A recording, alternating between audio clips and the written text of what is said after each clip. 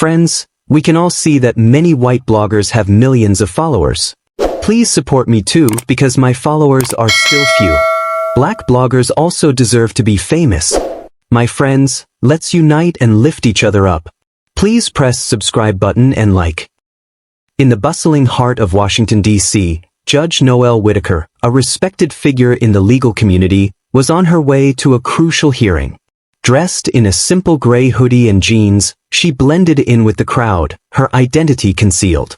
Today, she was not just a judge, she was a woman seeking clarity in a system that often overlooked the very people it was meant to protect. As she approached Charlotte Douglas International Airport, the atmosphere shifted. Officer Doug Hannity, a young cop with a chip on his shoulder, was stationed at the security checkpoint. He had been trained to see threats where there were none, and today, his instincts would lead to a catastrophic mistake. Noel stepped through the metal detector, her boarding pass in hand. The scanner beeped, and she smiled at the officer, expecting a routine check. But Doug's eyes narrowed as he assessed her. She was a black woman in a hoodie, and in his mind, that was enough to raise suspicion. "Step aside," he barked, his voice cutting through the terminal's hum. "Is there a problem, officer?" Noel asked, her tone calm, but her heart raced. "Just follow instructions," he replied, his hand twitching near his holster. In a split second, he drew his weapon, firing 3 shots. The first missed, the second grazed her sleeve, and the third struck her arm. Blood blossomed against the fabric of her hoodie. "Ma'am, you've been shot. We need to get you to a hospital," a paramedic shouted as he rushed toward her. Noel raised her hand, her voice steady despite the pain. "You'll do so only after you log every body cam, every security tape, and every eyewitness name into a single chain of custody. I want nothing lost, nothing edited, nothing misfiled." The terminal was in chaos. Passengers crouched behind luggage, their eyes wide with disbelief. A young boy recorded the scene on his phone, whispering to his friend, "Did he just shoot a judge?" Noel turned to the boy, her voice soft but firm. "Keep filming." As the paramedics hesitated, she continued, "I am Judge Noel Whitaker, and this airport just became a crime scene." 4 hours earlier, she had left her townhouse in Northeast D.C., determined to experience the airport security process as an ordinary citizen. Her nephew, Devin, had been unfairly targeted in a TSA line, and she wanted to understand the system from the ground up.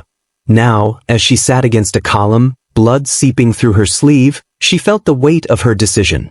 Doug Hannity was still holding his gun, his face pale with shock. The supervisor, an older man named Richards, arrived, confusion etched on his face. "What the hell is going on here?" he demanded. "She was non-compliant," Doug stammered. "I gave her a lawful command," she reached. She was holding a paper ticket. Maya Lin, a TSA agent, interjected, stepping forward.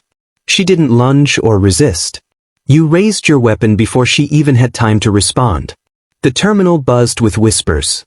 People were beginning to understand the gravity of the situation. Noel's shoulder throbbed, but she focused on Maya. "You did good," she said, recognizing the courage it took to stand up against an officer. Maya's hands trembled. "I'm suspended," she whispered. "They told me to log out." "Let them," Noel replied. "You're going to need that badge for evidence." As the chaos unfolded, Noel's mind raced. She had to act quickly. She dialed a number from memory, reaching her colleague, Marshall Dequa. "I need federal presence at Charlotte Douglas International." "Yes, I'm the victim." "Yes, I'm serious." Meanwhile, Doug was being ushered into a private room with his union rep and a department lawyer. He was pale, his leg bouncing nervously. "I didn't know who she was," he kept repeating. "She looked like a threat." The lawyer's voice was calm but firm. "You're going to have to stop saying that." Back in the terminal, the tension was palpable. Noel was determined to turn this incident into a catalyst for change. She had seen too many injustices in her career, and now she was living one. 3 hours later, she stood at the edge of the courthouse in downtown Charlotte, the media still unaware of her presence. She had requested an emergency judicial session, and she was ready to take control. Maya, still shaken, paced outside the employee exit. She had sent the raw footage of the incident to Tyrese Kane, An activist known for exposing systemic injustices, Tyrese watched the video in disbelief. "They shot a federal judge and they didn't even know it," he whispered, his fingers flying across the keyboard as he began to piece together the story. Noelle lay in a hospital bed, her shoulder bandaged, but her mind was sharp. She opened a secure folder labeled Doctrine Blue, her private protocol for handling systemic failures. She knew what she had to do. The next day, the courtroom was packed. Reporters filled the back rows, eager to witness the emergency hearing. Noelle entered, wearing her full judicial robe, her presence commanding silence. "This emergency hearing is now in session," the clerk announced. Noelle looked at the representatives from TSA and the airport authority, their faces a mix of fear and recognition. "I was shot in a federal facility by an officer who did not recognize my humanity," she began, her voice steady. "This hearing is not about my title. It's about how far we've allowed instinct to replace reason and fear to replace procedure." As she presented evidence, including the video footage, the room fell silent. She detailed the systemic failures that had led to her shooting, emphasizing the need for accountability and transparency. "Protection without accountability isn't safety. It's tyranny with a polite name," she declared, her words resonating throughout the courtroom. The hearing concluded with a recommendation for an immediate federal investigation into the practices at Charlotte Douglas International Airport. Noelle had turned her trauma into a powerful call for change. But as the courtroom buzzed with murmurs of disbelief and outrage, the real battle was just beginning. The media frenzy surrounding the incident had ignited a national conversation about racial profiling and police accountability. Activists rallied, demanding justice not just for Noelle, but for all those who had suffered in silence. Noelle knew that this was her moment to shine a light on the systemic issues that plagued the justice system. She had become a symbol of resilience, a voice for the voiceless.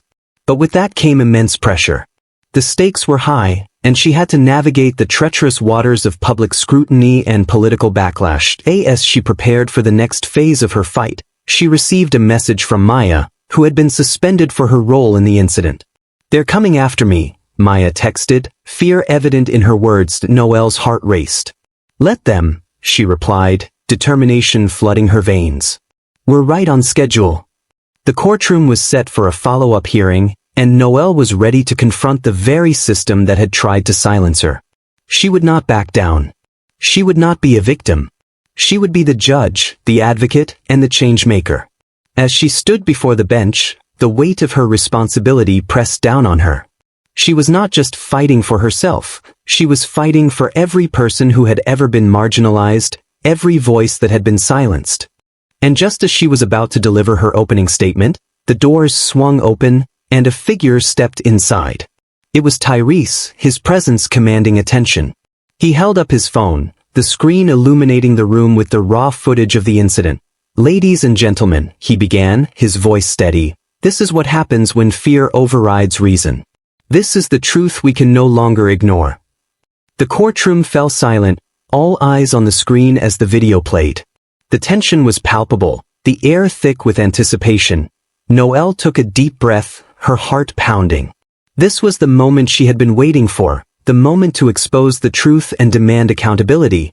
But just as she was about to speak, the screen flickered, and the video cut out. Gasps echoed through the room.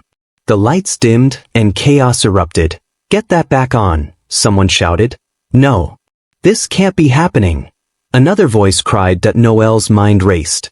This was not just a technical failure. It was a deliberate attempt to silence the truth. She had to act fast. "Order," she commanded, her voice cutting through the noise. "We will not be silenced. We will not let them erase our story."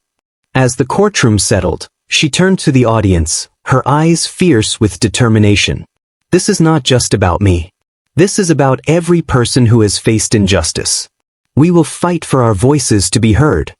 And with that, the battle for justice began anew, the stakes higher than ever. The fight was far from over, and Noelle was ready to lead the charge. But just as she was about to lay out her plan, the doors burst open again, and a group of activists stormed in, holding signs that read, "Justice for Noelle," and "End racial profiling now." The energy in the room shifted, and Noelle felt a surge of hope. This was not just her fight. It was a collective movement. As the crowd rallied behind her, she knew that together, they could bring about the change they so desperately needed.